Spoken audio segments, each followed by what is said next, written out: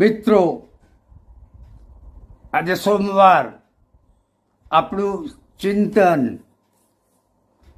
આજે મરણ વિશે મનન કરીએ એ આવવાનું જ છે. આ મરણ એટલે જીવનના ઝોલાનું અટક સ્થાન.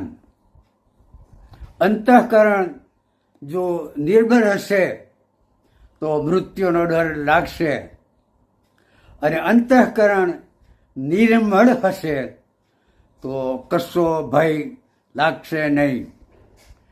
ઈશ્વરની નજરમાં તેમના ભક્તોનું મરણ કિંમતી છે, અને જન્મના દિવસ કરતાં મરણનો દિવસ તે સારો છે, કેમ કે તે દિવસે માણસ પોતાના દીર્ઘકાળી ઘેર જાય છે. મૃત્યુની તૈયારી આજે નહીં કરીએ તો ક્યારે કરીશું? આવતીકાલની કોને ખબર છે?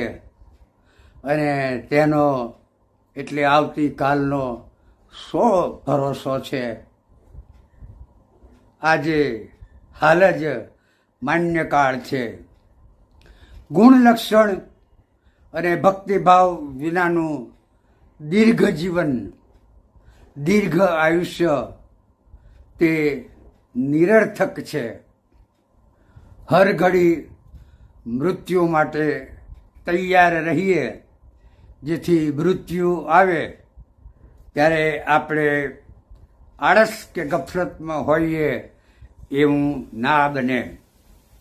ઘણા એકાએક અણધારી અને આકસ્મિક રીતે મૃત્યુ પામે છે.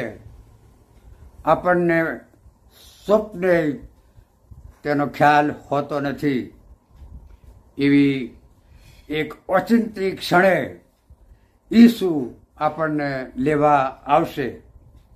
મૃત્યુના ઘંટનો રણકાર થાય તે અગાઉથી જ આપણે સાવચેત થઈએ. અત્યારે બસ આટલું જ.